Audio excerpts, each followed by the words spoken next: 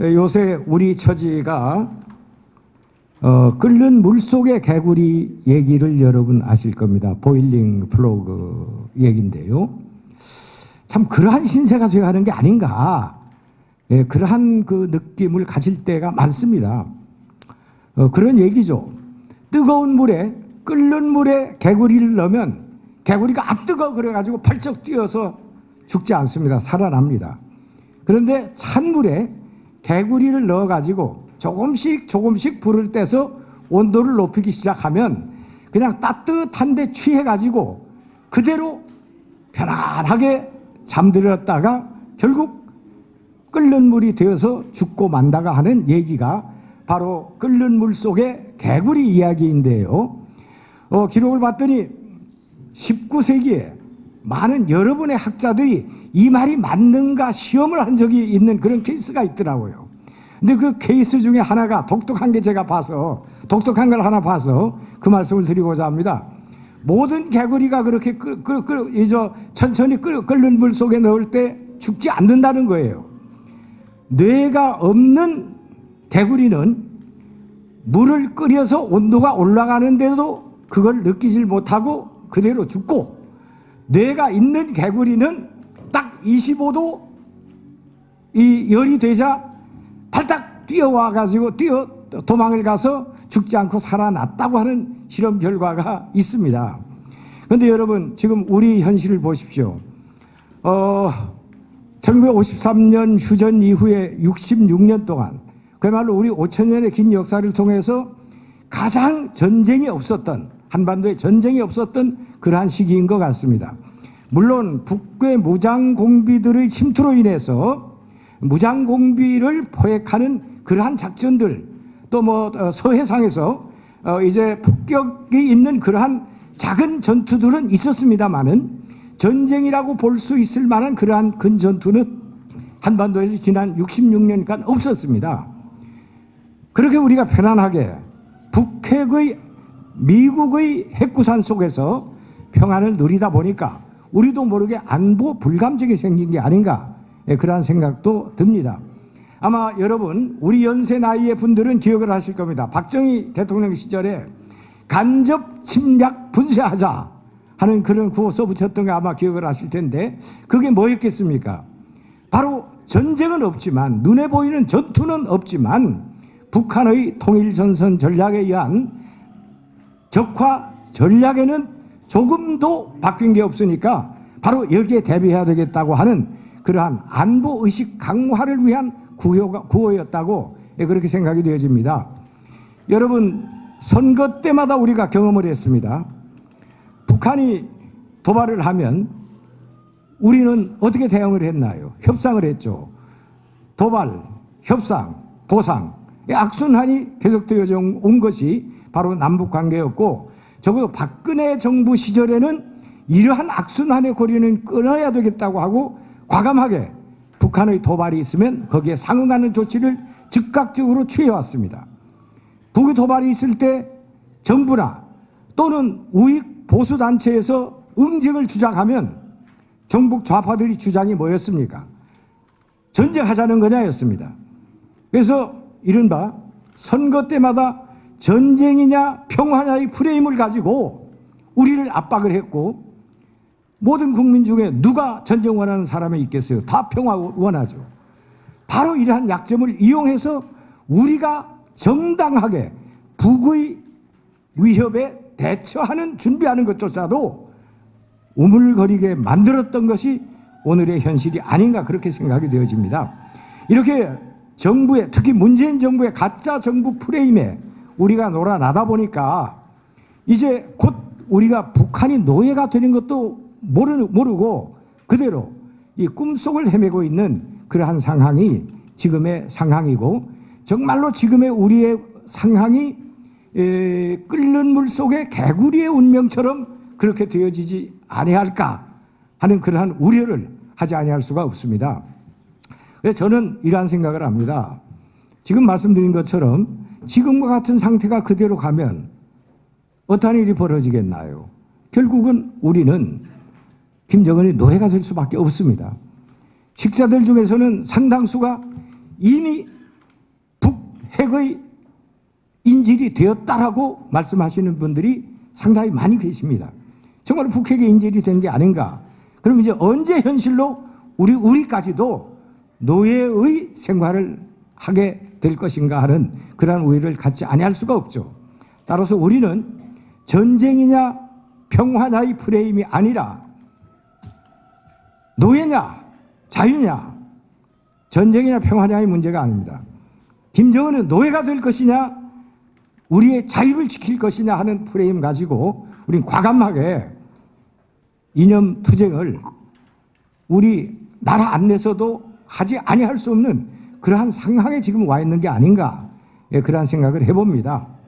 하여튼 오늘 우리는 정말로 북핵이 갖는 그 위기가 우리에게 있어서 얼마나 절실하고 무서운 위기인가 하는 것을 다시 한번 이해하는 그러한 계기가 됐으면 좋겠고, 따라서 우리 국민들 모두에게 가짜 평화의 꿈에서 깨어나서 노예가 되지 않고 자유인으로 살 수 있는 길을 우리가 어떻게 찾을 수 있을 것인지, 어떻게 해야 될 것인지 오늘 좀 진지한 그러한 토론과 공감대가 형성되는 그러한 포럼이 됐으면 하는 것이 저희 소망입니다. 하여튼 다시 한번 여러분 모두에게 감사의 말씀을 드리면서 오늘 포럼이 아주 의미 있는 토론회가 될 수 있도록 우리 참여자 여러분들이 적극적으로 말씀해 주시고 의견 개진해 주시고 질문해 주시기를 스스럼 없이 해 주시기를 부탁드립니다. 감사합니다. 네, 오늘 포럼을 주최해 주신 자유민주통일 국민연합 우리 현경대 상임의장님께 여러분 다시 한번 큰 박수 부탁드립니다. 네, 감사합니다. 예, 다음은요 오늘 세미나 주최를 개최하고요 자유민주통일 포럼의 발전을 기원하기 위해서 귀한 걸음을 해주신 원유철 국회의원님을 축사를 듣겠는데요. 잠시만요. 원유철 의원님께서는요 경기도 평택 출신의 5선 국회의원이십니다. 자유한국당 전신인 새누리당의 원내대표를 역임하셨고요. 현재 국회 외교통일위원회 위원으로 왕성한 활동을 이어가고 계십니다. 여러분 원유철 의원님을 큰 박수로 환영해 주십시오. 네, 제가 평소 존경하는 우리 현경대 상임의장님, 그리고 대한민국 국민 모두가 존경하는 어르신들이신 우리 고모님들, 의장님들이 이끄시는 자유민주통일연합과 우리 당의 보배이고 희망이신 우리 김성원 위원장님이 공동으로 주최하는 북핵협상이후에 비전과 관련된 포럼에 와서 이렇게 축하의 말씀을 올리게 된 것을 영광스럽게 생각합니다. 지금 우리 국민들은 많은 걱정들을 하고 있습니다. 우리 현경대 의장님께서 좋은 말씀을 많이 해주셨습니다만 지금 북핵 폐기를 위한 미북 간의 협상이 결렬될 경우에 대한민국은 자칫하면 북한 김정은 정권의 핵 인질이 돼서 우리 자유민주 대한민국이 영원히 정말 고난의 세월을 보내는 것이 아닌가 이렇게 걱정들 많이 하고 있습니다.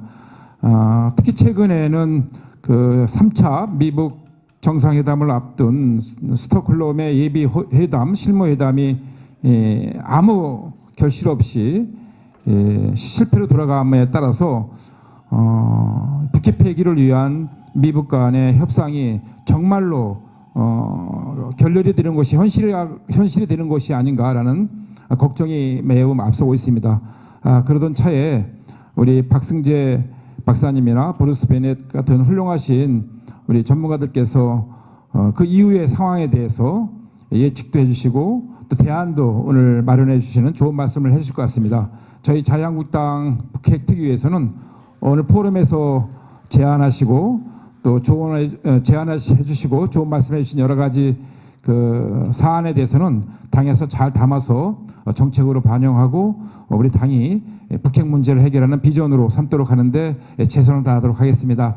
다시 한번 오늘 포럼 진심으로 축하드립니다. 감사합니다. 예, 바쁘신데도 귀한 걸음하셔서 좋은 말씀해주신 원유철 의원님께 저희들 다시 한번 큰 박수 부탁드립니다. 네. 다음은요. 자유한국당 우리 저희 단체 공동 상임 의장도 맡고 계시면서 자유한국당의 김성은 의원님께서 축사를 해주실 건데요. 인사 말씀을 해주실 건데요. 잠시 제가 김성은 의원님 자랑 좀 하겠습니다. 지난 3년간 우리 자유한국당 조직 부총장님을 하셨어요. 그리고 통일위원장님, 그리고 당 대변인님, 그런 주요 당직을 역임하시고요. 지금은 당의 재건과 혁신에 1등 공신 역할을 하시고요. 마지막 하나입니다. 20대 국회 자유한국당 최연소 국회의원이십니다. 여러분, 김성원 국회의원님께 큰 박수 부탁드립니다. 예, 우리 자유민주 통일 국민연합 우리 회원 여러분들 또 그리고 또 원근 각지에서 이렇게 참석해 주신 모든 분들께 다시 한번 감사 말씀드리겠습니다. 경기도 동두천시 연천구를 지역구로 두고 있습니다. 그리고 또 현경대 회장님을 모시고 밝은 사회 실천 전국연합 운영처장 출신 국회의원 김성원입니다. 다시 한번 인사드리겠습니다. 자, 먼저 Welcome to Korea and thanks for coming here, Dr. Bruce Bennett. 예, 이 정도는 해야지 될 것 같습니다. 자, 우리 또 오랜만에 많이들 뵈는 것 같습니다. 우리 저기 김용숙 선생님 이렇게 한번 참석해 주셨고 너무 감사드립니다. 우리 저 현비 선님이 잘 좀 챙겨 주세요. 예, 우리 김용숙 선생님 잘 그리고 이하규 부총장님 이렇게 건강하게 정말 오랜만에 이 자리에서 뵈갖고 너무 반가운 것 같습니다. 오늘 갤럽 여론조사에서 대통령 지지도가 39%까지 떨어졌습니다. 판문점 선언이었을 때 지지율이 83%에서 오늘 드디어 40%대가 무너지면서 긍정 평가가 40%대가 떨어졌고 39%로 이렇게 나오게 됐습니다. 가장 큰 요인이 무엇이냐 이렇게 물어봤을 때 지난주에 3% 정도 됐을 때요. 그때까지만 해도 가장 큰 요인이라고 하는 것은 우리 인사 참사에 무게를 뒀었습니다. 근데 오늘 여론조사 갤럽 여론조사는 사실은 정부 여당에 좀 유리한 여론조사 기관임에도 불구하고 이렇게 40% 이하로 나왔다는 것에 대해서 지금 청와대와 정부 여당이 정말 멘붕에 좀 빠진 것 같은데 가장 큰 요인이 무엇이냐 이렇게 봤을 때 민생과 경제 문제를 해결할 능력이 없다라고 하는 그런 답변이 가장 크게 나왔습니다. 두 번째가 인사참사 문제였었고요. 마지막으로 세 번째가 외교 안보 현안에 대한 그런 문제 해결 능력이 부족한 것이 그 원인이다. 이렇게 좀 분석을 많은 언론에서 좀 하고 있는 상황입니다. 많은 분들께서 아시겠지만은 지금 문재인 정부에서 이 외교 참사로 인한 대한민국의 이 풍전등화와 같은 위기, 이것은 일반 국민들까지도 지금은 실감하고 체감하고 있는 그런 상황입니다. 우리 현경대 상임 의장님께서 이 물속에 있는 개구리와 같다 이런 표현을 쓰셨지만은 요새 시골에서는 그런 표현들 많이 쓰더라고요. 추어두부 얘기 많이 합니다. 이렇게 지금 바깥에 물이 뜨겁다고 해가지고 끓는 물이 있다고 해가지고 미꾸라지가 두부 안으로 들어가가지고 그 안에서 이거 좀 편안하게 있다라고 수능을 하고 적응을 하면서 본인도 모르게 익어가는 그런 상황들을 아마 비슷한 맥락에서 좀 말씀하시지 않나 이렇게 생각을 하고 있습니다. 가장 중요한 사실은 언제적서부터 이 김정은의 우리가 노예가 돼가지고 핵의 노예가 돼가지고 우리의 자유를 포기를 하게 되고 우리가 눈치를 보게 됐는가 이런 것에 대해서 국민 여러분들 모두가 분노하고 있는 상황 아닌가 이렇게 생각하고 있습니다. 예, 이왕 쳐주실 것 좀 세게 같이 한번 쳐주십시오. 예. 자, 이 문제를 보면은 그런 것 같습니다. 판문점 선언 이후에 통일연구원에서 지금 이제 한참 국정감사가 진행 중입니다. 우리 통일연구원 원장을 역임하신 우리 저희 고모님들도 계시지만은 통일연구원에서 비공개 보고서가 나왔음에도 불구하고 그것을 갖다가 아마 김정은한테 USB로 넘겼다는 그런 저희 제보들이 있어갖고 그 내용에 대해서 아직까지도 지금 자료를 안 주고 있는 상황입니다. 자, 거래 외에 지금 국민들이 보고 느끼는 것들이 있지 않습니까? 우리나라 월드컵 국가대표 축구단이 가가지고 무관중 경기를 하고 그 다음에 어떻게 보면은 그들의 노예가 돼가지고 수용소에서 축구하다 온 마냥 그런 축구 경기를 하고 왔습니다. 그리고 또 북한에서 넘어온 아프리카 돼지열병으로 감염된 멧돼지를 살리고자 남한에 있는 우리의 집돼지들을 다 죽이고 있는 그런 상황입니다. 북한의 북자만 나와도 이 정부는 알레르기 반응이 있는지 벌벌벌 떨고 그것에 대해서 김정은의 심기를 건드릴까 노심초사하고 있는 상황. 이제는 우리 국민들이 용납하지 않는 그런 시기까지 왔다 이렇게 생각합니다. 이러한 중요한 상황에서 우리 자유민주통일국민연합 우리 회원 여러분들과 함께 이 위기를 타파할 수 있는 그런 상황, 그런 지혜를 같이 공유하는 좋은 시간이 되기를 바라겠습니다. 특히 우리 외교 전문가이신 우리 박승재 박사님, 또 우리 또 브루스 베넷 박사님 이렇게 좋은 강연 해주셔가지고 여기서 나온 결론을 가지고 우리 원유철 대표님과 함께 우리 자유한국당이 앞장서서 김정은의 북핵 노예에서 벗어나고 자유 대한민국을 다시 우뚝 설 수 있도록 최선의 노력을 다하겠습니다. 오늘 좋은 강연 부탁드리겠습니다. 감사합니다. 예, 경기도 동두천 연천에 지역구를 두신 우리 김성환 국회의원님께 여러분 다시 한번 큰 박수 부탁드립니다. 예, 감사합니다. 네, 여러분 오늘 저희 그 행사를 하고 있는 저희 단체 이름을 한번 제가 감히 부탁을 드리겠습니다. 한번 같이 한번 읽어주십시오. 제가 자유민주통일국민연합을 여러분 한 번만 같이 해주시겠습니까? 제가 먼저 할게요. 자유민주통일국민연합. 감사합니다. 박수 한번 부탁드립니다. 네, 네.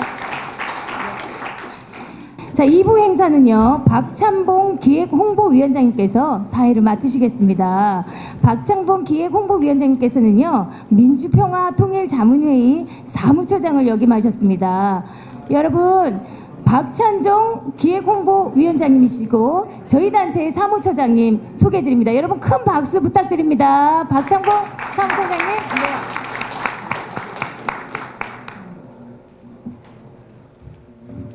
네, 오늘 귀한 시간을 내주신 여러분께 깊이 감사드립니다.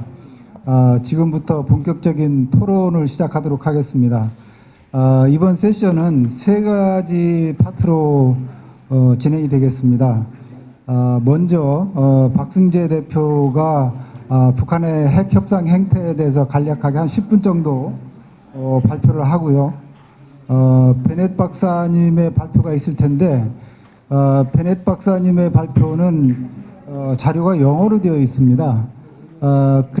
그런데 이제 시간이 우리가 촉박하기 때문에 어제 준비 모임을 갖고 발표 내용을 제가 사전에 숙지를 했습니다. 그렇기 때문에 파워포인트를 활용을 해서 제가 한국어로 보고를 드리도록 하겠습니다. 그렇게 한 다음에 베넷 박사가 추가적인 코멘트를 해주신 다음에 그리고 이어서 토론을 하도록 하겠습니다. 토론은 오늘 토론을 위해서 그 이용준 대사님을 특별히 초청을 했습니다. 이용준 대사님은 외교부에서 북미 일과장과 북미국 심의관 등을 거치시고 북핵 기획단장, 북핵 대사를 하시고 말레이시아 대사, 이태리 대사를 역임하셨습니다. 그래서 이용준 대사님의 토론을 필두로 해서 플로어를 오픈해서 여러 선생님들의 의견을 질문으로 받고 거기에 대해서 두 분이, 발제자 두 분이 답변을 드리도록 그렇게 하겠습니다. 그러면 박승재 대표님 먼저 발표를 부탁드리겠습니다.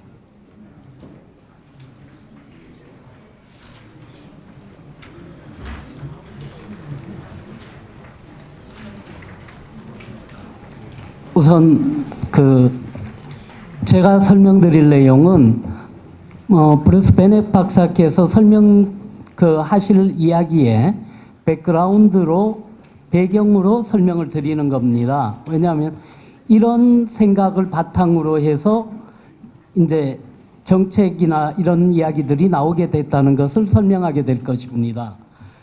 그러면 이제 지금 그 현재 북한을 보고 있는 시각에 대해서, 배경에 대해서 설명드리겠습니다. 이 첫 번째는 북한이 어떤 국가인 집단인가 하는 이야기가 되겠습니다. 첫 번째는 북한은 정치국가라고 생각을 합니다. 그렇기 때문에 정치를 위해서 경제를 희생할 수는 있어도 경제를 위해서 정치를 희생할 수 있는 시스템은 아니다라고 생각을 하고 있습니다. 두 번째는 북한의 체제는 유일 사상 확립을 위한 10대 원칙과 그 주체 사상이 헌법이나 그 북한의 어떤 법보다가 위에 있습니다. 그렇기 때문에 그 주체 사상과 유일 사상 확립을 위한 10대 원칙을 버리기 전에는 아마 경제를 위해서 정치를 희생하는 일은 발생하지 않을 것이다라고 생각을 하고 있습니다. 그리고 그 핵과 미사일은 김정은 세습 노예 왕조를 지키기 위한 수단으로 생각하고 있습니다. 그리고 그 북한에게 있어서는 잘 사는 대한민국이 옆에 있다는 것 자체가 북한에게는 상당히 큰 위협이라고 보고 있습니다. 그렇기 때문에 북한의 선전선동에 따르면은 남한에서도 그 이북 오도청이 있지 않습니까? 북한에서도 만약 적화가 되면은 아무개는 서울시장을 하고 아무개는 경기도를 맡고 하는 식으로 자리를 주고 그 다음에 그 이 수도가 평양에서 서울로 옮겨지게 되면은 어느 집은 누가 갖고 하는 식으로 자기들끼리 김칫국을 먹는 행동들을 한 것이 바로 체제 안정을 위해서 했다고 보고 있습니다. 그 다음에 북한의 선전선동에 대해서 말씀을 드리겠습니다. 이 북한 내부에서 선전선동은 친북 인사들이 곧 북한에 남한을 가져다 바칠 것이다. 그러니까 조금만 기다려라. 허리띠를 졸라매고 있어라.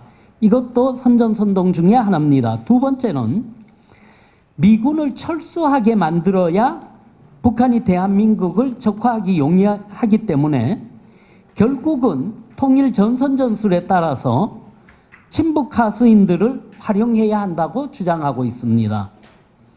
세 번째는 자본주의를 경험한 사람들이 공산주의에 적응할 수 있을 거라고 믿지 않는 북한으로서는 과거의 월맹에서 베트콩들을 먼저 숙청했듯이 자신들의 국가도 배신한 사람들이 북한을 위해서 충성을 다할 것이라고 믿지는 않습니다.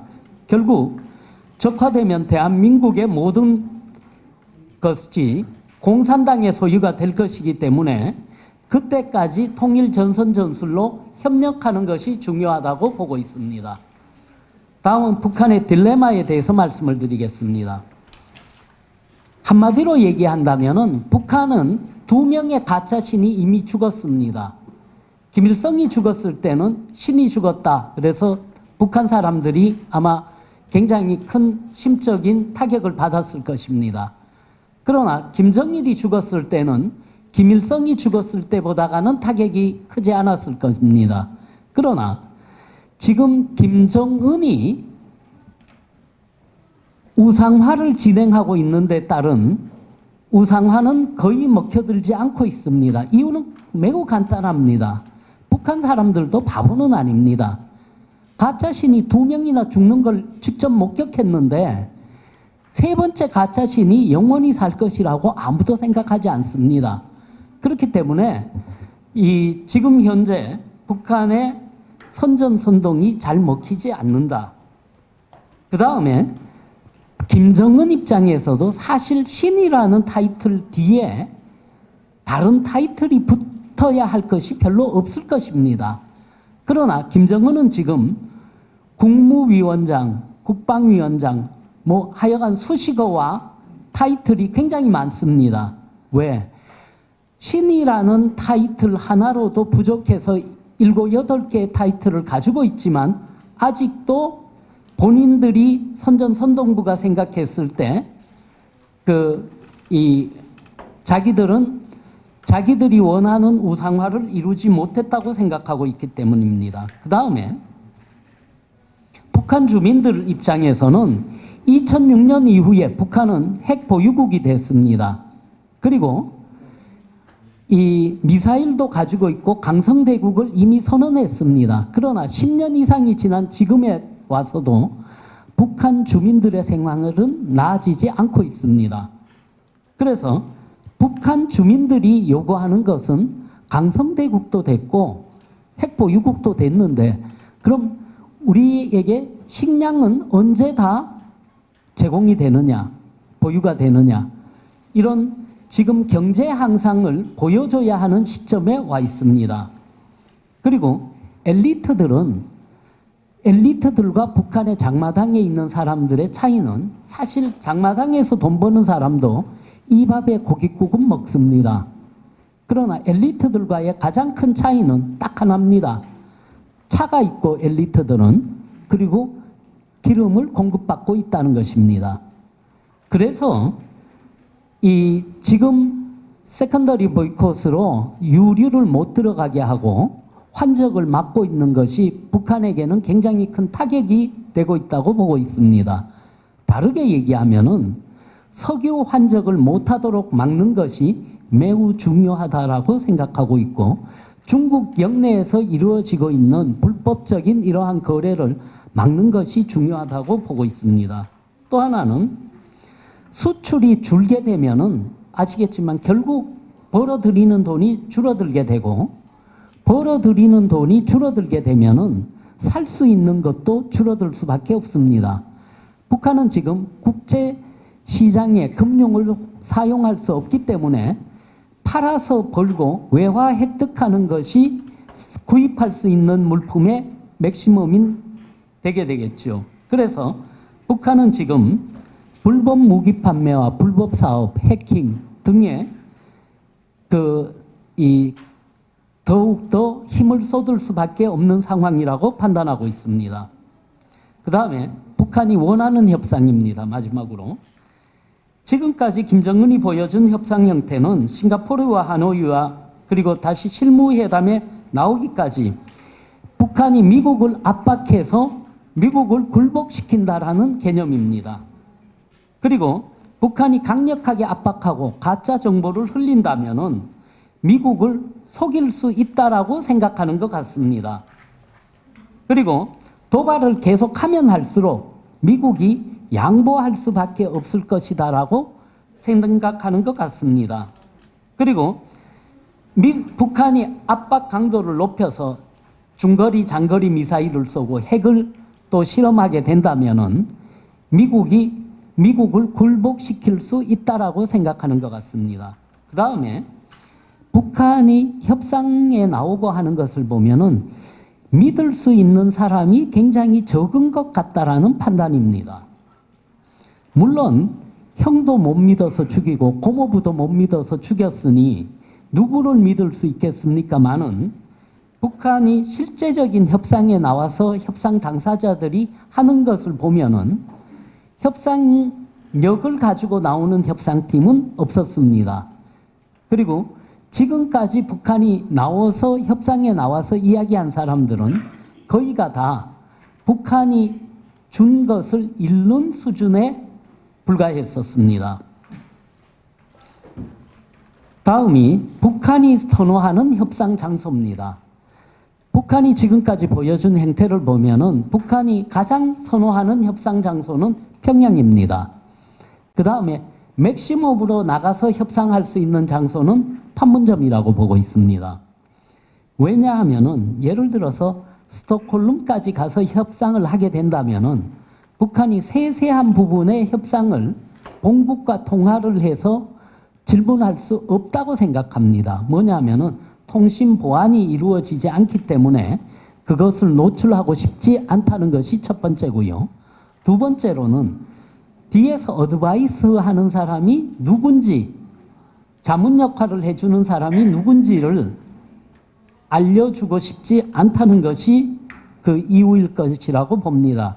그래서 역으로 이야기한다면은 북한이 평양과 판문점을 선호한다면은 우리는 평양과 판문점을 제외한 다른 장소에서 협상을 해야지 되지 않느냐 하는 생각을 갖게 되는 것입니다.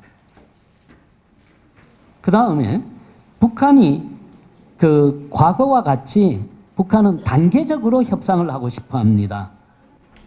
이 단계적으로 하자는 이면에는 단계적으로 지금까지 협상을 했었기 때문에 북한은 보상만 받고 실제적으로 아무것도 하지 않았던 북한 나름대로의 좋은 추억이 있습니다. 그런 패턴을 계속 가지고 가고 싶다는 것이고, 또 하나는 트럼프 대통령도 다른 대통령과 별로 다르지 않다. 다시 말하면 북한이 속일 자신이 있는 대통령이다라고 생각하는 것 같습니다. 그 다음에 마지막으로 북한이 핵과 미사일 개발을 그러면은 정말 줄일 의도가 있었느냐? 간단하게 얘기한다면은 북한의 식량 배급소와 북한의 학교들을 중심으로 본다면, 소학교, 중학교를 중심으로 본다면은 북한의 미사일과 핵을 개발하는 지역에 미사일 공장이나 핵 공장에 다니는 사람들의 숫자가 늘었느냐 줄었느냐, 우리가 실제적으로 숫자를 정확하게 얼마다라고 공개할 수는 없을 것입니다.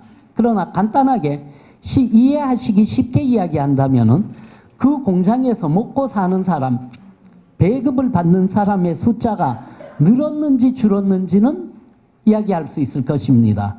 그런데 줄지 않았고 늘었다는 이야기입니다.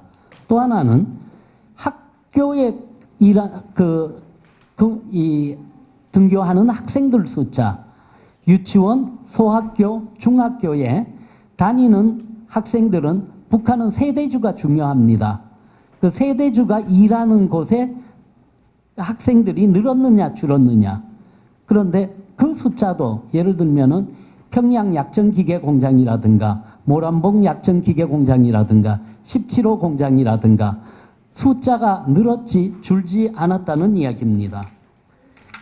제가 여기까지 이런 생각을 바탕으로 이제 브루스 베넷 박사의 설명을 들으시면은 이런 배경에서 이런 이야기를 하는구나라는 이해하시는데 도움이 되실 것이라고 예상을 합니다. 감사합니다. 네, 박승재 대표님 감사합니다. 그러면 지금부터 베넷 박사님의 자료를 가지고 발표 내용을 제가 우리말로 번역을 해서 말씀을 드리도록 하겠습니다. 본론에 들어가기 앞서서 베넷 박사님은 두 가지를 먼저 문제 제기를 하고 있습니다. 첫 번째는 김정은이 어떤 약속을 했는가 하는 것입니다. 그래서 작년 18이라고 되어 있는 것은 2018년을 말하고 2019라고 되어 있는 건 이제 금년을 말하겠는데요. 작년 3월부터 금년 1월까지 북한은 이제 작년 3월 달에 폼페이오 국무장관의 평양 방문을 계기로 해서 그때 핵을 폐기하겠다 이렇게 약속을 했습니다. 그리고 2018년 3월부터 미사일과 핵실험을 미사일의 경우에는 이제 대륙간 탄도 장거리 미사일 실험이라든지 발사라든가 이런 것을 일단은 유예하고 있는 상태입니다. 그리고 작년 4월 달에 남북 정상회담 등을 통해서 남북 비핵화 공동선언을 포함해서 핵 폐기에 관한 약속을 이행하겠다. 모든 핵을 폐기하겠다.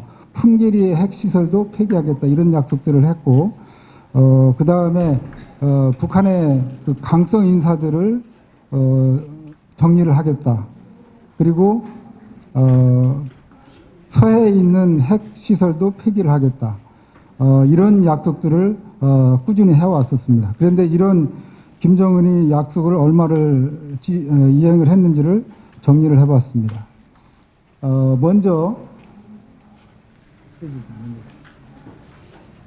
먼저 북한이 취한 조치는 실내 구축 요거를 우리말로 제가 정리를 해보면 북한에서 취한 실내 구축 조치는 두 가지는 일단은 실행을 하고 있는 것 같습니다. 장거리 미사일, 그러니까 대륙간 탄도 미사일과 핵실험은 중단하고 있습니다. 그 다음에 풍계리에 있는 발사 시설의 일부를 해체를 했습니다. 발사 시설이라는 것을 주목해 주시기 바랍니다. 그럼에도 불구하고 실질적인 비핵화는 실패를 하고 있다, 그런 뜻이 되겠습니다. 첫 번째는 북한이 가지고 있는 핵무기를 폐기한 것은 하나도 없습니다. 그 다음에 핵무기의 생산 시설을 폐기한 것도 하나도 없습니다. 그 다음에 북한은 핵무기의 생산을 계속 해오고 있습니다. 그리고 이제 영변의 핵 폐기 문제가 나오지만 영변이 폐사가 돼도 우라늄 농축 등을 통해서 핵무기의 생산은 지속적으로 가능하게 되어 있습니다. 그리고 김정은은 북한이 가지고 있는 비밀 핵무기 생산 사실을 확인을 거부하고 있습니다. 그리고 김정은은 북한 간부들에게 핵 포기할 의사가 없다는 것을 교육을 시키고 있습니다. 그리고 핵 확산 측면에서 보게 되면 북한이 최소한 이란에 어떤 그 기술 지원을 하고 있지 않느냐 하는 그런 의구심을 가지고 있습니다.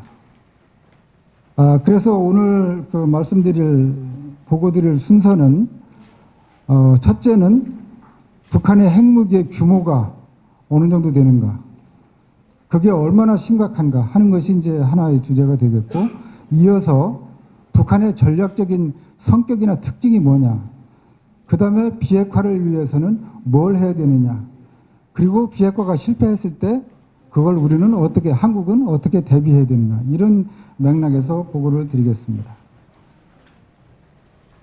이게 이제 북한의 핵 능력을 압축해서 보여주고 있는 표입니다.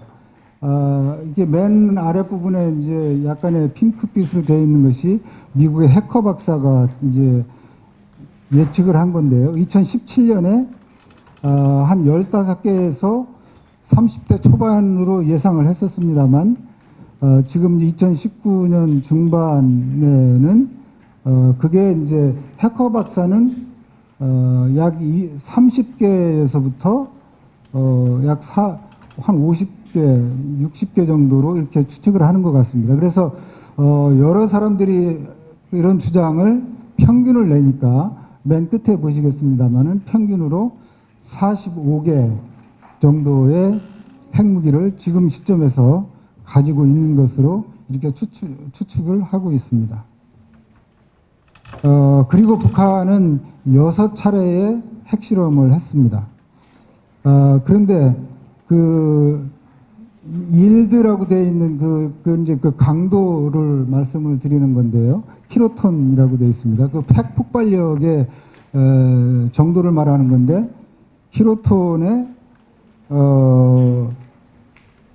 이게 처음에는 2.6 킬로톤이던 것이 여섯 번째 재작년에 2017년 9월에 한 핵실험에서는 그게 230 킬로톤의 폭발력을 가지는 것으로 이렇게 나타나고 있습니다. 이것은 230 킬로톤이라는 것은 23만 톤이기 때문에 10톤짜리 트럭이 다이너마이트를 꽉 채웠을 때 그 트럭이 2만 3천 대 분의 다이너마이트를 폭발시키는데 그것이 한꺼번에 터진다, 이런 폭발력을 말하는 것입니다. 이렇게 했을 때 서울의 피해 규모는 사상자만 기준으로 했을 때 318만 명, 이게 맨하탄에 떨어졌을 때는 275만 명의 피해가 예상된다는 추정을 하고 있습니다. 그런데 이에 반해서 이제 한국의 국방력 차원에서 보게 되면 한국의 지상 병력을 69 9만 명의 병력을 유지하기 위해서는 20세의 인구 규모가 40만 명 선을 유지를 해야 됩니다. 이렇게 블루 라인으로 이렇게 쳐져 있는데, 그런데 저 곡선이 보여주는 것은 이제 실제 숫자를 말해주고 있습니다. 이것이 1980년대를 기점으로 해서 급격하게 감소를 해서 2040년에 가면은 그게 한 15만 명 정도가 돼서 이렇게 되면은 병력을 유지하기가 이제 어려워지는데, 저 녹색 선이 이제 병력 숫자를 말해주고 있습니다만은 60만 명의 수준을 유지하기가 어렵고, 벌써부터 2019년에 60만 명이 붕괴되고, 그 가운데 이제 갈색으로 표현된 부분이 육군을 말해주고 있습니다만은 급격히 감소하고 있는. 그래서 한국의 군사력이 특히 병력 면에서 많이 감축되고 있는 것을 이제 보여주고 있습니다. 그리고 또 이제 북한의 그 핵이라든지 폭발력에 대한 위협에 대해서 한국의 위험 정도를 지도가 보여주고 있습니다. 240mm 다연장 로켓포라고 되어 있습니다. 멀티플 라켓 론처스라고 해서 MRL 이렇게 표시되어 있습니다만, 이건 이제 다연장 포기 때문에 계속 속사포로 이제 포가 날아오는 건데, 그것이 미치는 한계선이 점선으로 표시가 되어 있습니다. 이거는 이제 북한의 미사일이 해변 9이라는 미사일이 발사할 때에 미치는 선이 여기까지고요. 서대는 여기까지 다 미치거든요. 북한의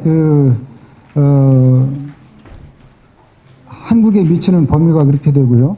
오른쪽에 이제 약간의 설명이 있는데 600개가 넘는 탄도 미사일을 가지고 있고, 이제 핵과 관련해서는 해커 박사가 말하는 30개 내지 60개의 핵이 있고, 그리고 이제 화학 무기가 2,500 내지는 5,000톤의 화학 무기가 있고, 생물학 무기가 또 있어서 예를 들면은 생물학 무기는 SOF라고 되어 있는 거는 스페셜 오퍼레이션 포시스라고 특수병력, 북한의 남한을 깊숙이 침투할 수 있는 특수병력이 어떤 그런 생물학균 같은 것을 이제 후방으로 침투시킬 때, 또는 드론을 이용할 때, 이런 것들이 이제 한국에 미치는 파장이 예상이 되고요. 이런 위협으로 인해서 한국이 전역에 있어서 핵, 화학, 생물학 무기로 노출이 되어 있다. 그것을 보여주고 있습니다. 이것은 최근에 핵실험을 했던 230킬로톤짜리 핵폭탄이 대구 비행장에 떨어지는 경우를 상정을 하고 있습니다. 저 녹색 선 안에 있는 범위, 이게 이제 그게 어느 정도 규모냐면은 약 반경 2km, 저 빨간 선으로 표시가 된 게 약 반경 4km를 보여주고 있습니다만, 저 녹색 범위 안에 있는 경우에는 생물은, 사람이라든가 이런 생물은 물론이고 약한 형태의 건축물이 다 파괴되는 상태를 말해주고 있습니다. 그리고 붉은 선으로 표시되어 있는 반경 4km까지는 콘크리트 장벽마저도 파괴되는 그 정도의 파괴력을 가지고 있습니다. 그래서 만약에 북한이 이제 두 가지 단계를 상정을 하고 있습니다. 왼쪽에 핵무기를, 핵탄두를 20개를 한국에 한꺼번에 떨어뜨릴 때, 그 다음에 이 밑에는 40개를 한꺼번에 떨어뜨릴 때, 이것은 이제 북한의 핵 능력을 지금 현 시점에서 적어도 20개는 있다고 보고, 한 2년 내에는 40개를 쏠 수 있다고 보고, 이렇게 될 때에 두 가지 가상 상황을 볼 때, 메이저 에어베이시스라고 되어 있는 게 한국의 미군용을 포함해서 한국의 공항이, 군사 공항이 12개, 그 다음에 지휘소가 메이저 C3I라고 되어 있는 게 지휘소가 3개, 그 다음에 군항이 항구가 이제 5개 이렇게 있다고 볼 때, 처음에는 이제 스쿼드만 쓸 때는 20개 전체 남한의 군사 시설 가운데서 15 정도는 살아남을 수 있다고 보는 겁니다. 그런데 북한에서 이제 최근에 실험을 한 이스칸데르를 쓰게 되면은 그것이 9.6 수준으로 떨어지고, 거기에 OK 이스칸데르를 쓰면서 우리의 방공 시설을 같이 공격을 할 때는 그것이 7.8로 떨어지고, 그 이스칸데르가 좀 더 업그레이드된 상태에서 쏘게 되면은 우리의 20개 군사시설 가운데 6개밖에, 20개 중에서 6개밖에 살아남지 못한다. 이런 뜻이 되겠고요. 40개의 핵탄두를 우리에게 한꺼번에 쓰게 될 경우에는 그것이 종래에는 최종적으로는 20개 시설 중에서 1.8밖에 살아남지 못한다. 이런 것을 보여주고 있습니다. 자, 그렇다면 이제 두 번째, 북한 전략의 특징에 대해서 보겠습니다. 김정은은 2017년부터 2018년, 19년 그 매년 신년사를 통해서 통일을 하겠다 이렇게 강조를 해왔습니다. 그러면 김정은이, 북한이 추구하는 바는 무엇일까요? 북한의 의도는 무엇일까요? 북한의 의도를 체제 생존, 침략 통일, 북한의 주도 통일, 남북 협력 통일 이렇게 이제 나눠보겠습니다. 그래서 북한의 의도는 북한의 전술과 핵무기 용도와 연결해서 이제 살펴보도록 하겠습니다. 4가지 가상 시나리오를 서로 비교를 하고 있는 겁니다. 북한의 목표가 체제 생존이냐, 이렇게 볼 때는 북한은 외부적으로 또는 내부적으로 어떤 위협에 대한 대응과 억지를 통해서 체제를 생존하려고 하는데, 그렇게 할 경우에는 과연 북한이 핵무기가 필요하겠느냐 하는 문제 제기가 가능하겠습니다. 두 번째로 북한의 의도가 한국에 대한 침략 통일이냐 하는 겁니다. 그렇게 될 때는 침략 통일이 어떻게 가능하느냐? 첫 번째는 한미동맹을 분리시켜 가지고 한국을 격퇴시킨 다음에 그 다음에 이제 한국을 군사적으로 침략을 해서 통일을 하는 건데, 북한이 남쪽을 침략하는 과정에서 북한 군도 상당한 피해를 입게 됩니다. 그렇기 때문에 과연 그것이 가능하겠냐는 거죠.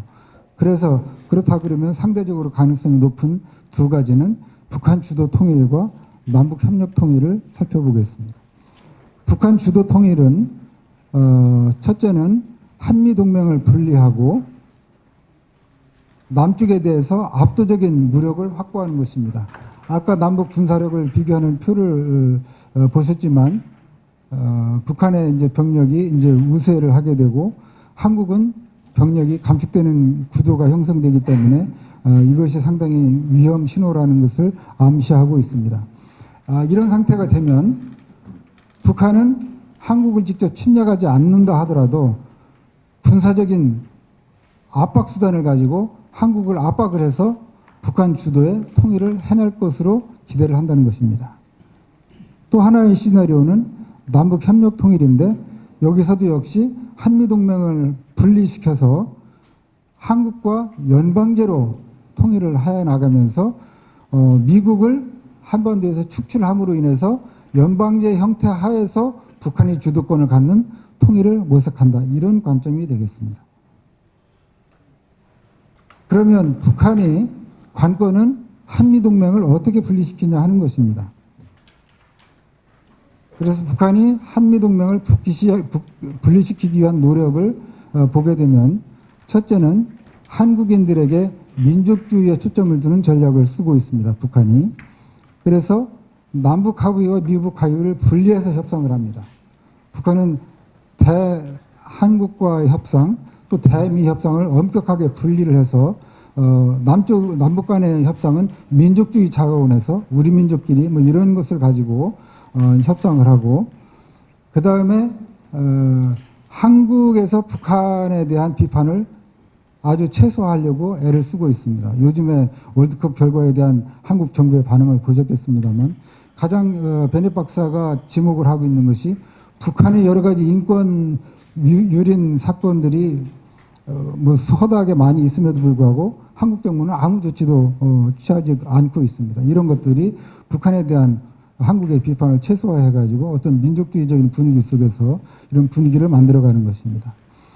그리고 이제 북한은 한국에 대해서 외부 세력은 내정 간섭이기 때문에 이것이 필요하지도 않고 또 원하지도 않는다는 그런 의식을 강화시켜 가고 있습니다. 그렇기 때문에 미국이 한국에게는 내정 간섭이고 미군은 그 앞잡이이기 때문에 철수되어야 된다. 이런 논리를 이제 펴고 있는 거죠.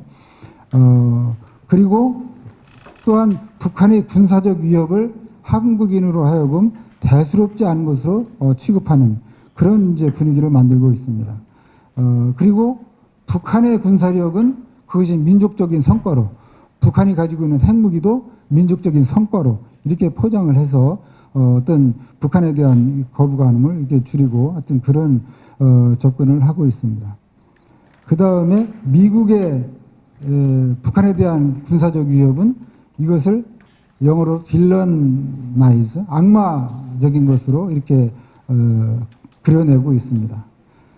그리고 이제 한미 간 목표의 차이를 극대화해서 미국은 한반도를 지배하기 위해서, 또 한국 정부는 자기들의 어떤 기득권을 지키기 위해서 뭐 이런 식으로 어떤 목표를 이렇게 이관적으로 접근을 해서 한미 동맹을 분리시키기 위해서 노력을 하고, 또 핵탄두를 장착한 ICBM 배치를 통해서 미국을 직접적으로 위협합니다. 미국을 직접적으로 위협하게 되면은 미국인들에 대한 위협 때문에 한국에서 미군을 철수해야 된다는 이런 분위기를 이제 만들어가는 과정이죠. 그래서 북한의 이제 미군에 대한 위협에 대해서 참고로 이제 제시하고 있는 것은 이것은 최주활 중령이 이제 주장한 내용입니다. 이 내용은 뭐냐면 한국 사람이나 미국 사람들은 북한이 어떻게 미국에 대해서 위협이 되냐 이렇게 생각을 하는데 이건 잘못된 생각이다. 최주활 중령의 말은 북한이 미국 사람들을 2만 명 정도만 희생을 시킨다 그러면 미국은 겁을 먹고 철수하지 않을 수 없을 거다. 그렇게 되면 그것은 결국에는 북한이 전쟁을 이기는 것이다. 이렇게 주장을 했고요. 그 다음에 북한은 평택이 북한의 제일 목표다라고 주장을 하고 있다. 이것이 이제 한국의 국방연구원에서 한 보고서에서 이렇게 나와 있다는 것을 인용을 하고 있습니다. 그래서 이제 여기서는 냉전 시대의 논리를 하나의 사례로 제시를 하고 있습니다. 이것은 뭐냐면 왼쪽에 소련, 오른쪽에 이제 미국인데 미국이 이제 소련에 대해서 어떻게 대응을 하느냐 하는 것을 가상을 한 것인데 만약에 소련이 서구 유럽을 소련이 공격했을 때 미국은 어떻게 반응했겠냐는 겁니다. 냉전 시대에. 그런데 이제 소련이 서유럽을 공격을 한다 하더라도 미국은 함부로 핵무기를 가지고 소련을 공격하지는 못할 것이다라는 것입니다. 왜냐하면 그렇게 했을 때는 소련이 뉴욕을 공격할 것이기 때문에 미국이 유럽에 있는 파리는 포기하더라도 뉴욕을 살리기 위해서 소련에게 핵무기를 쓰지는 못했을 것이다. 이런 비유를 하는 것입니다. 이것이 한반도에 주는 시사점을 던져주고 있는 거죠. 그래서 이제 아까 그 남북한의 군사력을 한국의 군사력이 위축되는 측면을 보여줬지만 이제 남북 간의 군사력을 비교를 하고 있습니다. 육군, 그다음에 예비군, 뭐 이런 식으로 비교를, 탱크 이런 순으로 비교를 해볼 때 미군이 철수했을 경우에 북한의 군사력이 한국을 압도하는 것을 볼 수가 있습니다. 그러면 두 번째로 이어서 세 번째가 되겠습니다. 비핵화를 그러면 어떻게 실현할 것이냐 하는 이제 세 번째 문제로 넘어가겠습니다. 이제 핵 문제를 해결하기 위해서는 지금까지 여러 가지 상황을 볼 때 쟁점이 되는 게 무엇이냐. 5가지의 북핵 폐기에 쟁점이 있다고 보고 있습니다. 첫 번째는 북한이 지금까지 북한의 행태를 볼 때 비현실적인 기대를 한다는 것입니다. 예를 들면은 트럼프 대통령이 양보를 할 것이다. 이렇게 기대를 한다는 것이죠. 그 다음에 예를 들면은 볼튼의 파면을 주장한다. 이것도 비현실적인 주장이라는 거죠. 결국 볼튼이 파면됐지만 그것은 다른 여러 가지 계기를 통해서 하는 것이지 북한이 주장한다고 해서 파면되는 게 아닌데 이런 주장을 한다는 북한이 역시 미국의 협상의 어떤 기본 전략이라든가 입장을 이해하지 못하고 있다는 것이죠. 두 번째는 북한과 협상을 하는 미국의 입장에 있어서도 하나의 문제가 되는 것이 미국이 북한이 계속 이렇게 양보를 하고 있지 않은 상태에서 그럼 미국이 양보를 해야 되느냐 아니면 압박을 더 해야 되느냐 이제 결과를 얻어내려면 이런 딜레마가 있다는 거죠. 그리고 세 번째는 북한이 선전 전 인포메이션 캠페인을 영리하게 하고 있다. 클레버라는 표현을 쓰고 있습니다.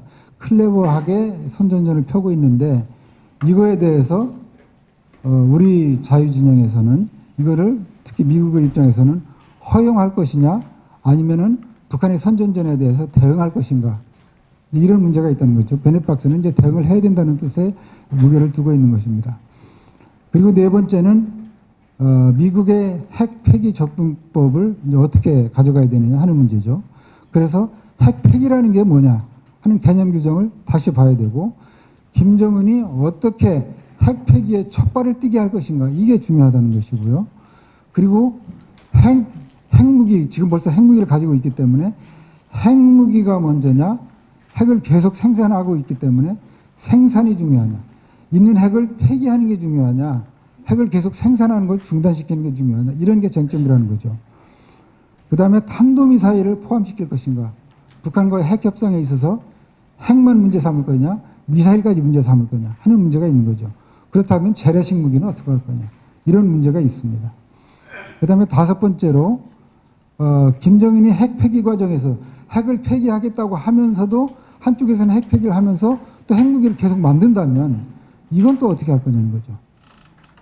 그래서 그렇게 할 때 미국과 한국의 위협이 되는 그 기간을 얼마로 설정할 것이냐 그 위협을 관리하기 위해서 우리가 할 수 있는 일이 뭐냐 이런 것들이 핵 폐기를 우리가 검토함에 있어서 유념을 해야 된다 그런 뜻이 되겠습니다.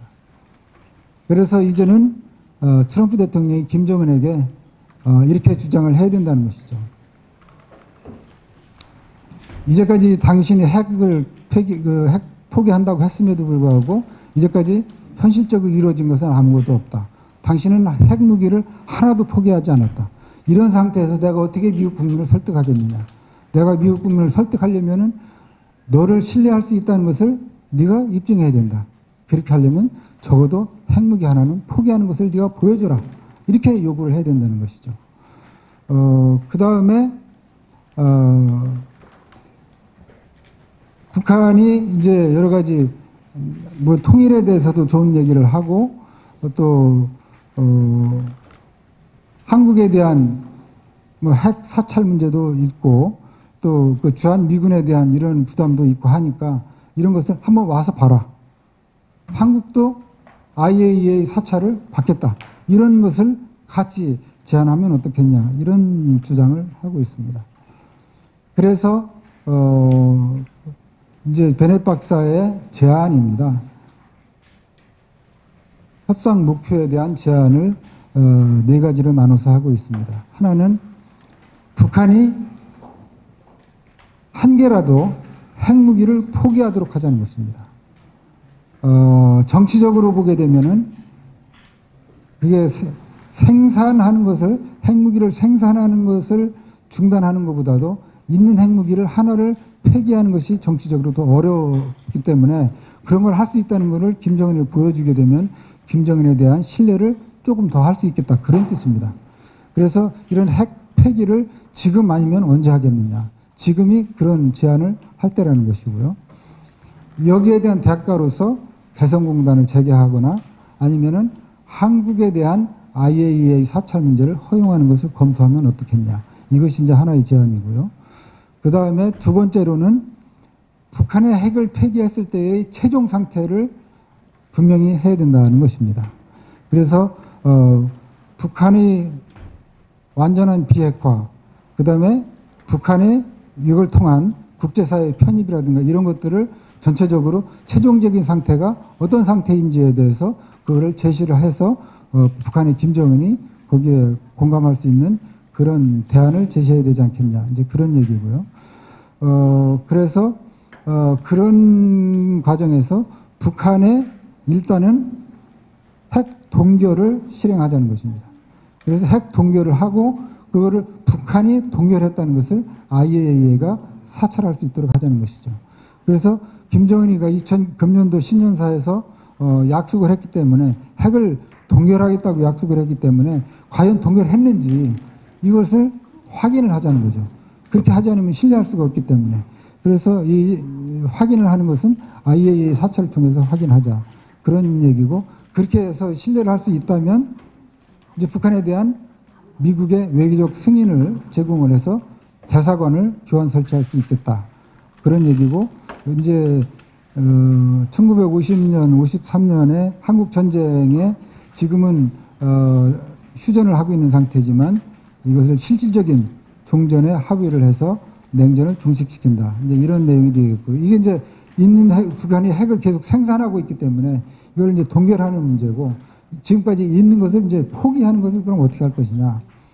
지금 핵무기를 여러 개, 평균적으로 45개 정도를 이제 추정을 하고 있는데 이것을 한꺼번에 포기하기는 어렵기 때문에 이것을 한 번에 4분의 1씩을 이걸 포기하도록 하자는 것입니다.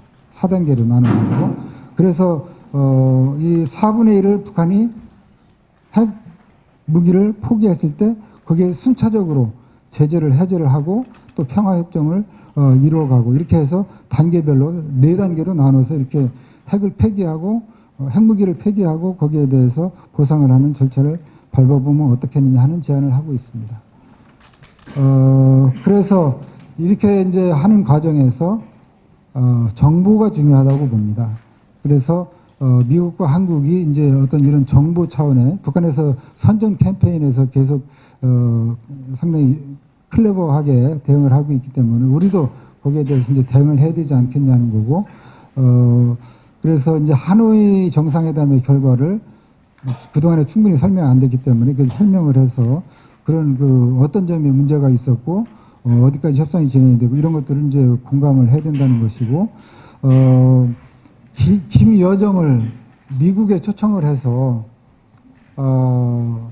미국의 학교들이나 또는 그 미국의 저명 인사들의 주택이나 이런 데를 보여줘 가지고 미국 사람들이 북한에 대해서 적대감을 가지고 있지 않다는 것을 보여주자는 거죠.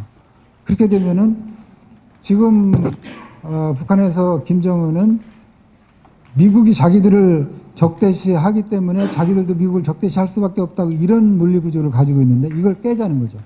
미국은 북한에 대해서 적대감을 가지고 있지 않다는 걸 보여줌으로 해서 북한의 미국에 대한 거부감을 좀 이완하지 않겠느냐. 그래서 김여정이 그런 것들을 보게 되면 김정은에게 영향을 줘서 김정은의 태도가 좀 바뀌지 않겠냐, 이런 전망을 하고 있습니다. 그래서 그리고 이제 한국 측에서도 이제 노력을 하고 미국에서 특히 북한의 대학원생 100명 정도를 미국의 이제 여러 대학에 초청을 해가지고 보여주고 이제 그런 미국 비용에 의해 가지고 어떤 그런 이제 미국의 실상을, 북한에 대한 어떤 이런 실상을 이제 보여주자. 그 다음에 미군과 북한군 간의 군사적인 소대 규모 정도의 군사적인 대표단을 서로 오고 가게 해서 어떤 군사적인 신뢰 구축을 좀 해 나가자. 그래서 뭐 이제 이런 얘기들을 하고 있고요. 그래서 어떤 이제 그런 걸 통해서 이제 핵 협상의 분위기를 만들어 보자. 이제 이렇게 되어 있고요. 끝으로 이런 핵 협상이 실패할 경우에 그럼 어떻게 대비할 거냐 하는 문제가 되겠습니다. 북한에서 만약에 북한이 한국에 대해서 전면적으로 핵을 사용한다 그렇게 되면은 그때의 대응은 북한을 완전히 체제를 제거해 버리는 것이 되겠습니다. 그렇게 해서 북한을 점령을 하고요. 그 다음에 평양과 또 지도국을 다 제거를 하고 그 다음에 김정은을 추적을 해서 제거를 한다. 이제 이런 내용이 되겠습니다. 그리고 이제 북한이 이거를 자꾸 긴장을 고조시키는 국면으로 가게 될 때 이게 이제 사다리 형태로 해서 북한이 왼쪽에서 이런 조치를 취할 때 한미가 어떻게 대응할 것인가 하는 문제인데 이것은 이제 거기에 그 긴장이 고조되는 단계에 맞춰 가지고 첫 번째 단계에서 우리가 대응할 수 있는 것은 북한이 이제 핵무기를 실험을 한다든지 미사일 발사를 한다든지 어떤 이런 행위를 할 때는 북한 정권의 정통성을 우리가 공격을 하는 대응을 하면 좋겠고 두 번째 단계로 북한이 제한된 핵, 생화학 이런 그 WMD를 제한적으로 사용할 때는 북한의 군사력을 우리가 군사력의 군사적인 대응을 하는 게 좋겠고 그 이상의 경우에는 북한의 체제 존립 자체를 우리가 타겟으로 해서 대응을 해야 되겠다. 이렇게 맨 밑에 보시면은 하이엔드, 미들, 로우엔드 이렇게 되어 있는데 이 하이엔드에서는 스레튼 리즘 서바이벌 체제 존립 자체를 제거해버리는 그 다음에 처음 가장 낮은 단계에서는 리즘의 정통성 문제를 우리가 위협하는 이런 대응을 제안을 하고 있습니다. 그런데 북한이 핵을 사용했을 때, 핵무기를 사용했을 때 한국은 어떻게 대응해야 되냐. 이게 이제 상당히 암울한 거지만 대비를 해야 된다는 것입니다. 그래서 맨 위에 보시게 되면 북한이 핵무기와 미사일을 가지고 그 다음에 커맨드 컨트롤, 그 지휘소를 통해서 그 다음에 이제 웨폰 딜리버리, 핵을 이제 발사하는 상태를 말합니다. 그렇게 되면은 그 빨간 선으로 가운데 선이 그려져 있는 것은 이제 핵무기가 휴전선을 넘어서 넘어온 상태를 말하는 것이고 이거는 이제 핵무기가 넘어오기 전의 상태를 이제 왼쪽에 표시하고 있는 겁니다. 그래서 그 단계에서 우리가 대응할 수 있는 것은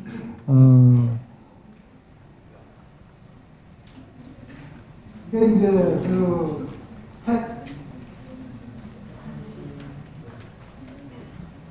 케미칼, 생물학, 라디오, 방사능, 뉴클리아, 핵, 이런 것들에 대한 제거 작업을 하는 이게 그다음에 이제 그걸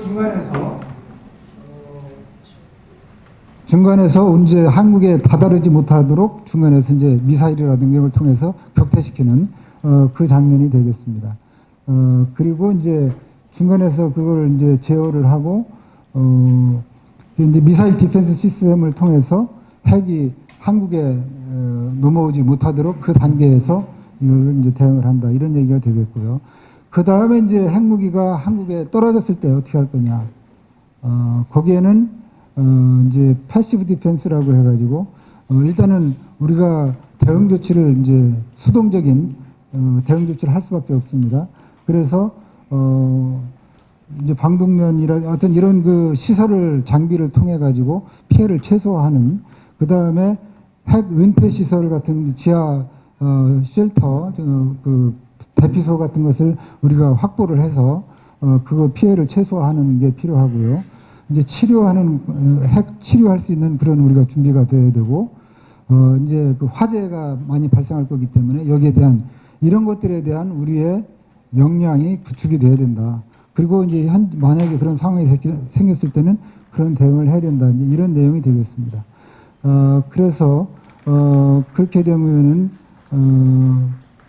여러 가지 우리가 준비를 해야 되는데 그것은 이런 일이 벌어지기 전에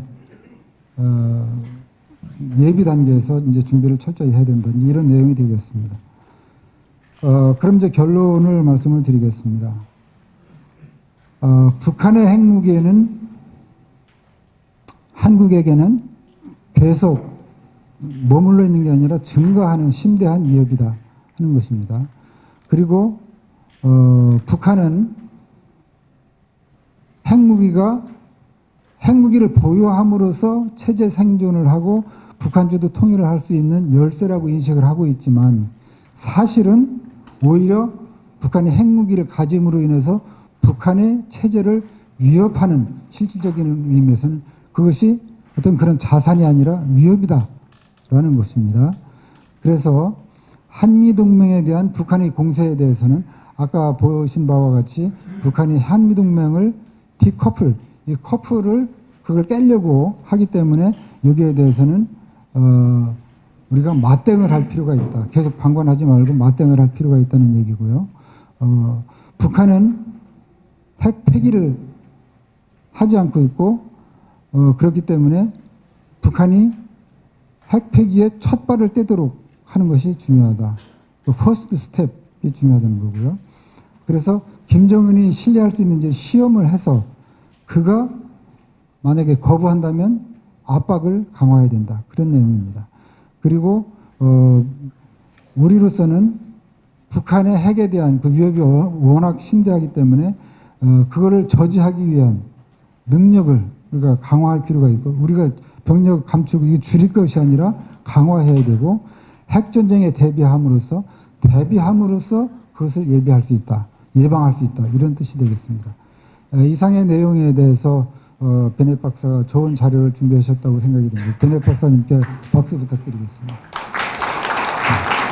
베넷 박사님의 추가적인 코멘트를 듣고 그리고 Q&A로 바로 들어가도록 하겠습니다. Thank you. So let me highlight some of the key factors here that I think make a big difference. 그러면 제가 지금부터 그 중요한 몇 가지에 대해서 다시 한번 말씀을 드리겠습니다. So far, Kim Jong-un has broken every one of his commitments on denuclearization. 지금까지는 김정은이 지금까지 약속한 어떠한 약속도 하나도 지키지 않았습니다. So how can we expect to trust him in the future? 그러면은 앞으로 김정은이 어떻게 약속을 지킨다고 우리가 신뢰할 수 있겠습니까? I believe that it is time to give him a test. 이제 김정은에게 다시 한번 테스트할 기회를 갖자고 얘기를 하고 싶습니다.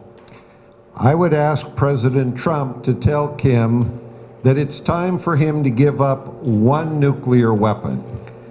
이제는 김정은의 트럼프 대통령한테 얘기해서 김정은이 하나의 핵무기라도 폐기할 수 있도록 해야지 된다고 생각합니다.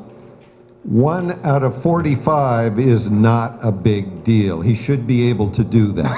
지금 북한이 보유하고 있는 우리가 예상하는 45개 정도의 핵무기 중에 하나를 해체하는 것은 뭐 크지 않은 일일 것입니다. But if he isn't prepared to give up one, when will he ever be prepared to give up any of them? 만약 지금 그 45개 핵무기 중에 하나라도 폐기할 의지가 없다면은 과연 언제 어떻게 북한이 핵을 폐기할 것이라고 우리가 예상할 수 있겠습니까? Because if he's not willing to proceed, then it is time to turn up the pressure. 만약 북한이 이번에도 핵을 폐기할 의사가 없다면은 더 이상 대화보다가는 압박을 더 강화하는 것이 합리적이라고 생각합니다. One North Korean nuclear weapon of the size of the 6 tests detonated in Seoul could kill or seriously injure 3 million people. 그 북한이 6번째 핵실험한 것을 가지고서 이 한국의 서울에 쓰게 된다면은 그 위기력은 300만 명 이상의 사망자를 낼 수 있을 것입니다. 사상자를. We cannot let Kim Jong-un have those kinds of tools. 그 우리는 북한이 300만 이상의 서울 시민을 위협에 빠뜨리는 그런 무기를 계속 가지고 있게 할 수는 없을 것입니다. I just recently read a talk by Winston Churchill. It talked about the preparations for World War II. 그 최근에 제가 그 윈스턴 처칠이 쓴 2차 대전에 대해서 글을 읽었습니다. He said that democracies have a problem. They try to ignore challenges that their neighbors develop, hoping things will get better sometime. 그 처칠 이야기가 이 민주주의가 큰 문제점 중에 하나가 너무 희망적인 사고를 많이 한다. 그리고 주변국이 위협을 해도 곧 이 문제 해결될 거야 하는 식으로 희망적인 사고를 너무 가지고 있는 것이 문제다라고 얘기를 했습니다. And the threat grows and it grows and it grows and it grows. 이 위기가 위협이 커지고 계속 커져가지고 계속 크게 되면은 And Churchill said, finally, when you decide to do something, it's so bad, it's hard to do anything about it. 근데 문제는 그게 너무 커져가지고 그 위협이 해결을 실제 하고 싶을 때 가서는 해결하기가 어려운 상황이 돼버리는 경우가 많다는 것입니다. And that is what is happening for us with North Korea. The threat is already so bad, it's hard for us to solve it. 그 처칠이 얘기한 대로 지금 한반도 상황을 보게 되면은 북한의 핵 위협이 너무나 커졌기 때문에 이제 해결하려고 보니까 너무 커져서 이걸 어떻게 해결해야지 될지 모르는 상황까지 와버린 거 아닌가 하는 생각이 듭니다. But if we don't do it now, do you really want your children to deal with North Korea with 200 or 300 nuclear weapons and the ability to destroy your country? 그 만약에 여러분들이 생각해 보셔야지 될 게 지금 우리가 이 문제를 해결하지 않는다면 우리의 후대들은 200~300개의 핵무기를 가진 북한과 한반도 전체를 죽음으로 이끌 그 상황과 맞부딪히게 하실 것이냐는 질문입니다. Kim Jong-un's key objective right now is to break the ROK-US alliance. Let's be clear on that. 그 지금 김정은이 단기적인 목표로서 가장 중점을 두는 것이 미국과 한미 동맹을 깨도록 하는 것입니다. 우리가 분명하게 이해해야지 될 것입니다. Because if American troops are withdrawn, the American commitment ends, and there is no nuclear umbrella, then Korea must defend itself on its own. 그럼 만약에 미군도 한국에 주둔하지 않고 미군이 전부 다 떠나버리고 핵우산도 없게 되고 하면은 한국 자체적으로 유지를 해야지 되는 상황이 되게 될 것입니다. And without U.S. support, we have already gotten to a point where North Korea has military superiority over the ROK. 그 만약 미군이 없는 상태에서 한반도를 예상을 한다면은 북한은 이미 한국을 지배할 수 있는 준비가 군사적으로 지배할 수 있는 준비가 된 지역이 돼버리게 될 것입니다. Now, I don't think Kim Jong-un wants to fight a war against South Korea because that's too risky. He could wind up being killed. 김정은이 한국과 전쟁을 원한다고 생각하지는 않습니다. 왜냐하면은 김정은 입장에선 전쟁을 한다는 것은 굉장한 위협입니다. 어떤 위협이냐 하면은 본인이 죽을 수도 있다는 가능성입니다. But I think he would very much like to be in a position of military dominance so he can tell South Korea, simple requirement, just give me 100 trillion won each year for me to build up my industry and economy. 그래서 김정은이 선택할 수 있는 것은 전쟁보다는 그 군사적으로 남한을 위협하면서 한국한테 제안을 할 수 있겠죠. 내가 뭐 많은 걸 원하는 건 아니다. 1년에 한 100조 정도씩 북한에 바쳐라. 그래서 내가 그 정권을 유지하고 잘 살 수 있으면 다 행복한 거 아니냐 하는 식으로 제안할 수 있습니다. And as big as that cost would be, that's a lot smaller than the cost of a big war with North Korea using nuclear weapons against the South. 그렇게 된다면은 한국 입장에서는 북한하고 전쟁을 해서 싸우게 되고 핵 전쟁이 일어난다는 것을 가정한다면은 오히려 야 그러면 뭐 1년에 100조 주는 것이 싸게 먹힐 수도 있겠다라고 판단할 수도 있을 것입니다. We can't let that happen. That's just unacceptable.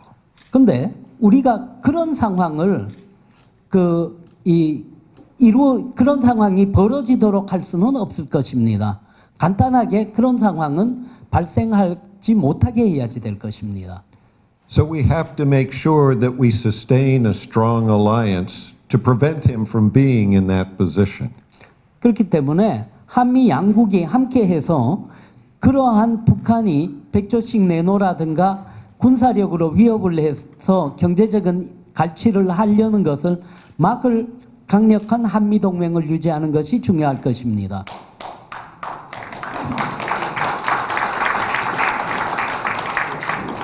And notice how clever Kim Jong-un's information operations are, his psychological operations. 그리고 우리가 생각해 봐야지 될 것이 북한의 심리전이라든가 정보 획득하고 분석하고 하는 능력이 어떻게 되는지를 우리가 또 한번 고려를 해 봐야지 될 것입니다. Why don't we ever respond? 우리가 어떻게 거기에 대해서 북한의 행동에 반응하는지 Let me give you a simple example. 하나의 예를 들어드리겠습니다. Take a look at the Hanoi Summit. 그 하노이 정상회담을 예로 들어드릴 수 있을 것입니다. Kim Jong-un did not know what President Trump was thinking. 잘 아시겠지만은 하노이 회담 전에 김정은은 트럼프 대통령이 뭐 생각하는지에 대해서 전혀 알지 못했습니다. And Kim Jong-un could not force Trump to do what he wanted him to do. 김정은은 자기가 그 트럼프 대통령을 압박하면은 자기가 원하는 것을 얻을 수 있을 거라고 생각하고 트럼프 대통령에게 어떻게 요구를 해도 자기가 얻기 어렵다는 것에 대해서는 알지 못했습니다. So Kim is obviously not a god. A god would know that. A god would be able to do that. 물론 북한이 신이었다면은 김정은이 신이었다면 그 모든 것을 안 보고도 다 알았겠지요. 그러나 하노이 회담은 결국 김정은이 신이 아니고 몰랐고 트럼프 대통령이 뭘 생각하는지조차 몰랐다는 것을 전 세계에 증명한 것이나 마찬가지일 것입니다. Why aren't we saying that? 우리가 왜 지금 그런 이야기를 하느냐 하면요. It seems to me that we have many opportunities to turn back his attack on our two countries. 그런 이야기를 하는 것은 그 김정은이의 그 생각이나 이런 걸 가지고 양쪽이 지금 이야기하고 있는 것에서 우리가 상황을 바꿀 수 있는 것도 있을 것 같기 때문에 말씀을 드리는 것입니다. Kim wants an end of war agreement, right? 김정은은 그 전쟁을 종식하는 종전선언 같은 것을 하고 싶어 합니다. 맞죠? I want an end of war agreement, but not just the war of 1950 to 1953. I want to end the Cold War of 1953 to present. 북한이 원하는 것은 1950년과 53년 사이에 한국 전쟁의 종전을 원합니다. 그러나 우리가 원하는 것은 53년의 종전을 아니라 그때부터 냉전 시대를 거쳐서 지금까지의 상황을 종료시키기를 원합니다.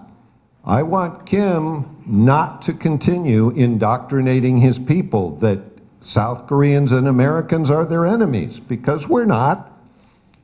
그 이야기는 뭐냐 하면은 북한 김정은에게 지금까지 북한이 얘기한 것 같이 미국과 한국이 북한의 적이고 싸워야지 되고 하는 지금까지의 선전선동이나 이런 것도 다 종식시키는 것을 포함해서 말씀을 드리는 겁니다. Will there ever really be peace on the peninsula as long as he continues that indoctrination that we are enemies? 그리고 만약에 북한이 지금과 같이 미국과 한국이 적이고 격퇴해야 할 적이라고 생각하는 한 과연 여러분들이 생각하실 때는 진정한 평화가 그 가운데서 이루어질 수 있다고 생각하십니까? Let me conclude by saying Kim Jong-un thinks that nuclear weapons are his ultimate guarantee of regime survival. 김정은 입장에서는 핵무기를 갖는 것이 정권을 유지시키고 안전을 담보하는 하나의 중요한 도구일 것입니다. I want to guarantee him that his nuclear weapons are the ultimate guarantee of his regime's destruction. 그런데 제가 확실하게 말씀드릴 수 있는 것은 김정은에게 핵무기는 체제를 가장 위협하고 어렵게 만들고 힘들게 만드는 도구가 될 것이라고 말하고 싶습니다. Because the U.S. doctrine right now is if he ever uses a nuclear weapon, the regime will not survive. 왜냐하면 지금 미국의 정책은 북한이 만약 핵무기를 사용하게 된다면은 북한 정권이 더 이상 생존하지 못할 것을 명확히 하기 때문입니다. We have to convince him that we're serious about that. 그리고 우리가 설득해야지 될 것은 김정은에게 미국의 그러한 정책이 굉장히 심각하고 중요하다는 것을 설명해야지 될 것입니다. And I'll stop there and be happy to talk with people about questions. 여기까지 말씀을 드리고 질문 있으시면 질문 받고 답변하도록 하겠습니다. 먼저 북한 핵 문제에 대해서는 가장 이제 정통하시는 분이 한 분이시기 때문에 이용준 대사님께 먼저 토론을 부탁을 드렸었습니다. 그래서 먼저 말씀을 듣고 플로어를 개방을 해서 질문이 있으신 분들은 이따 표시를 해주시면 순서에 맞게 질문 기회를 드려서 가급적 질문 시간을 오래 가지려고 하기 때문에 충분히 시간이 된다고 생각합니다. 그래서 차례대로 Q&A를 진행하도록 하겠습니다. 그럼 이용준 대사님 말씀해 주시죠. My name is Yong-Jun Lee, former ambassador for North Korea nuclear issue until about 10 years ago. And Dr. Bennett, thank you very much for your extensive briefing and sharing with us your insights on North Korean nuclear issue. My comments on your presentation will be very technical and detailed because, you know, all the evils are always in the details. And ever since North Korea began to develop nuclear weapons in early 1990s, the international community had diplomatic negotiation with North Korea based upon gradual and step-by-step denuclearization of North Korea, and all of which were failed, as you know. So as of now, North Korea has become a nuclear weapons state. So I first would like to raise my thinking about the problems of partial or gradual and step-by-step denuclearization of North Korea. You suggested as a first phase to surrender just one North Korean nuclear weapon. But if North Korea destroys just one nuclear weapon, is it a progress in the negotiation? I don't think so, because North Korea will fill fill up their nuclear arsenal. North Korea will make several additional nuclear weapons in just 1 month. So destroying just one nuclear weapon doesn't mean anything. And suggest that they destroy 50% of North Korean nuclear weapons, then are we safer by 50%? No, I don't think so. As long as North Korea has nuclear weapons, the threat we are facing from North Korea is exactly the same, not decreasing at all.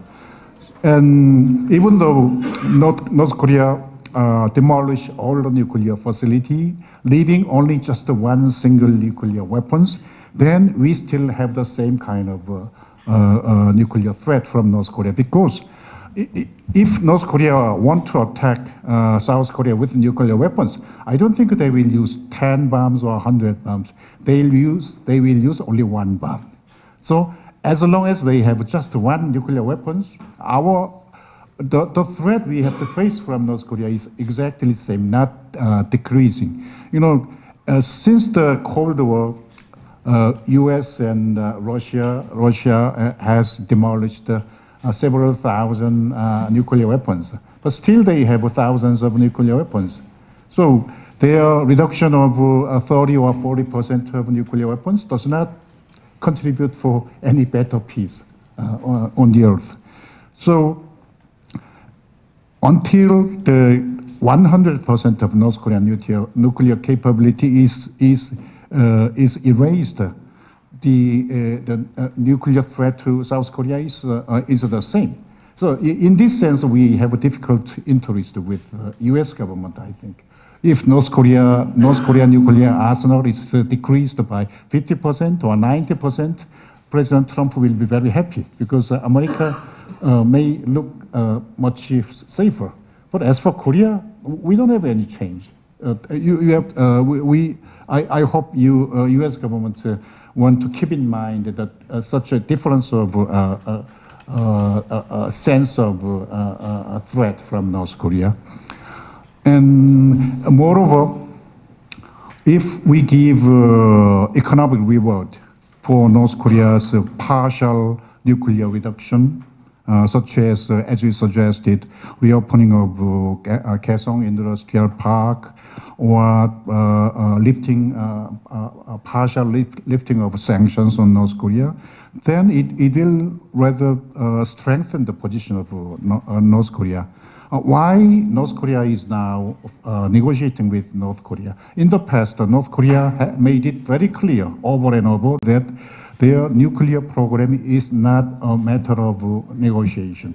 So they will never negotiate for the denuclearization of North Korea.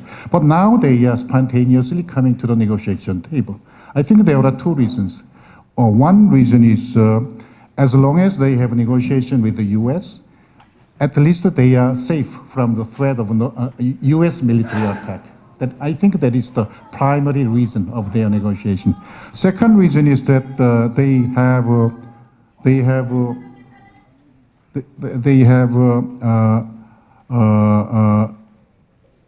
huge international sanction, which decreased their exportation, annual exportation by 90%.